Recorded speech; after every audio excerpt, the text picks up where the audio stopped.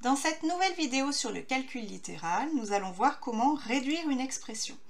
Alors tout d'abord, comment réduire un produit? Donc réduire un produit, c'est supprimer tous les signes de multiplication qui sont inutiles. Donc par exemple, je veux réduire l'expression 3x fois 4x. Je ne peux pas supprimer comme ça le signe fois, parce que cela me donnerait 3x, 4x. J'aurai donc un chiffre qui est placé après une lettre, c'est pas possible.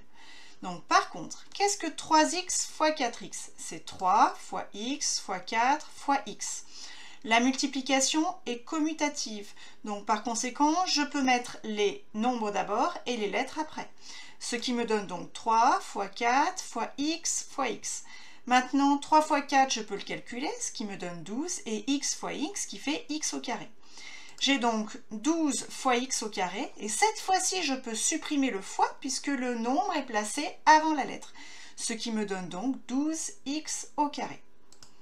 Autre exemple, cette fois-ci, j'ai moins 2y fois x fois moins 3 fois x fois 4.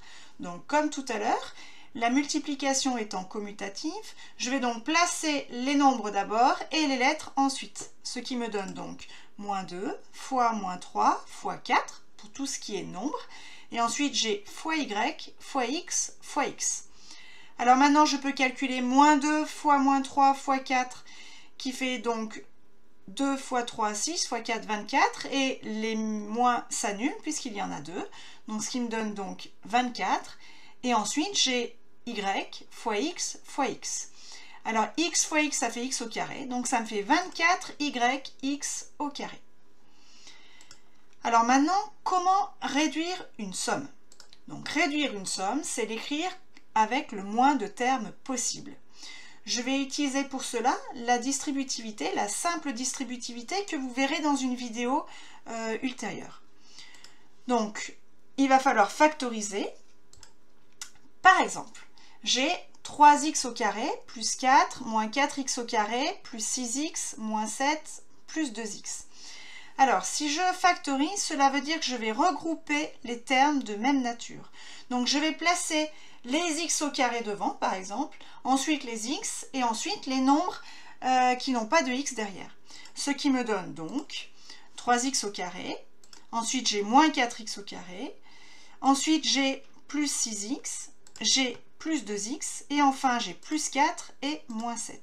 Je prends bien le nombre avec le signe qu'il y avait devant. Et maintenant, donc, je factorise. Autrement dit, je vais compter combien est-ce qu'il y a de x au carré.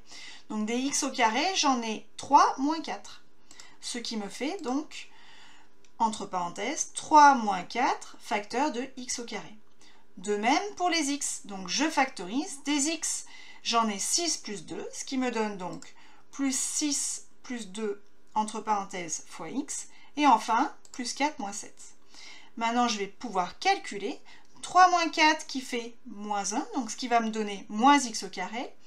6 plus 2 qui fait 8, donc ce qui me donne plus 8x. Et enfin, plus 4 moins 7 qui fait moins 3. Et voilà, c'est terminé pour cette vidéo.